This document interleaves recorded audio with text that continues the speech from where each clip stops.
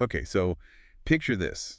You're like 5 years old again, right? Hmm. The world is huge GE. Everything is new, exciting, Yeah, but also kind of scary sometimes when you're that little and don't know how stuff works. definitely. And that's what today's deep dive is all about. How to make sure the kids in our lives have the tools they need so they can, explore confidently. Exactly. And it's not about like filling them with fear or anything. It's about empowering them with the knowledge and skills. And, the earlier the better, honestly. What we learn as little kids, it really sticks with us. Makes sense. It's like that foundation, right? Exactly. So we found this article, and it's got some really interesting tips on teaching kids about safety. Oh, cool. What does it say? Well, one thing that jumped out at me was this whole idea of role playing, Hmm. like acting out different situations. Oh, interesting. Because kids learn by doing, right? Absolutely. Especially, I want to say around age 4, kids really start to understand the world through play, through pretending. So it goes beyond just like a fun activity, right? It's Yeah. their way of processing information and making sense of things at that age. It's like their version of real life, those imaginary games. Exactly. So instead of just like lecturing them about safety rules, Right. you can actually turn it into something they can practice, Exactly. which I love.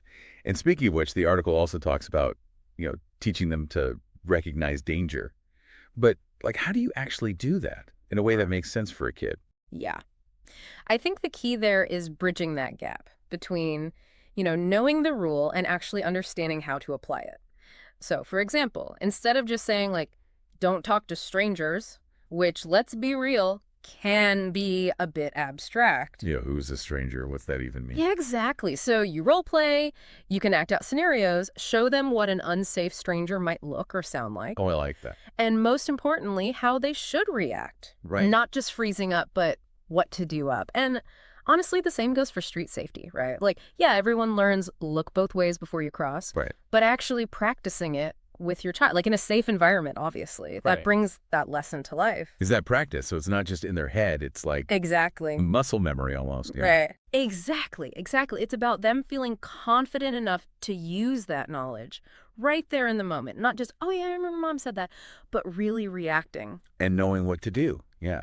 So speaking of things that need to be crystal clear, this article also highlights having like super simple safety rules. Oh, yeah, for sure. Because a kid's mind, it's not going to like dissect some big, long, complicated explanation. No, it needs to be like bite-sized, digestible. The language you use has to be straightforward so that they can grasp it easily. So like what would be on your like top 3 must-have everyone needs to know these safety rules list? Okay, so number 1, absolutely.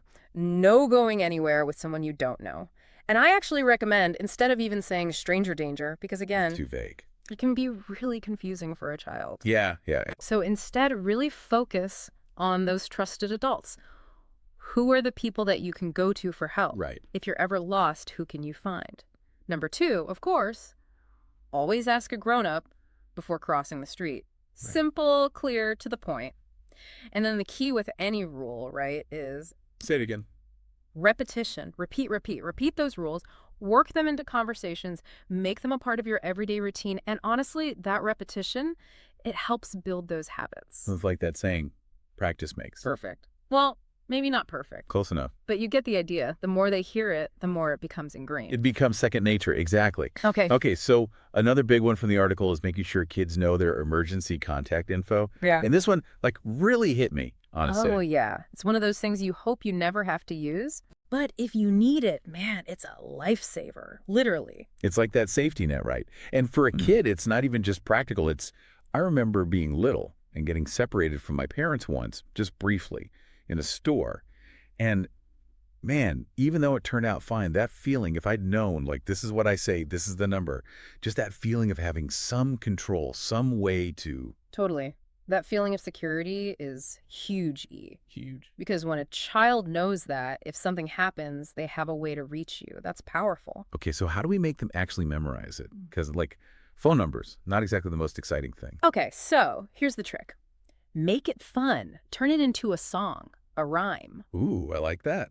We've had surprising success with Twinkle Twinkle Little Star for phone numbers. Seriously, try it. For addresses, maybe make it part of like their bedtime routine. Look cute. Just something to make it stick. Make it a game, yeah. And the last point from the article, which I think kind of ties everything together, is this idea of modeling safe behavior. Like, we can tell our kids what to do until we're blue in the face. Right, but they're watching us. Exactly. They're little sponges absorbing everything. Always watching, always listening. They pick up on our habits, the good, the bad, everything. So if we're telling them to look both ways before crossing, but then we're, rushing across the street. They'll do what we geo, not what we say. Exactly. So buckling our seatbelts, wearing a helmet while biking, even just being aware of our surroundings, all of that. It adds up. It creates that safety-conscious environment just naturally. It's like we're the example. You are, which, no pressure. Huh. But it's true. It's not just about the words, it's the actions. So I guess what I'm taking away from all this is that teaching kids about safety, it doesn't have to be this big, scary lecture. It's about giving them the tools to, like you said at the beginning, navigate the world confidently. That's it. And it's not like a one-time thing, right? It's a process. It's a conversation. As they grow, as they understand more, Yeah. the conversation evolves. That's true. And those early lessons, they lay the groundwork. Love that. Well, listeners, there you have it. Tips, tricks, and reminders to help empower the little ones in your life to explore the world safely. Because a safe kid is a happy kid, and a happy kid As a happy parent. Exactly. Until next time, everyone,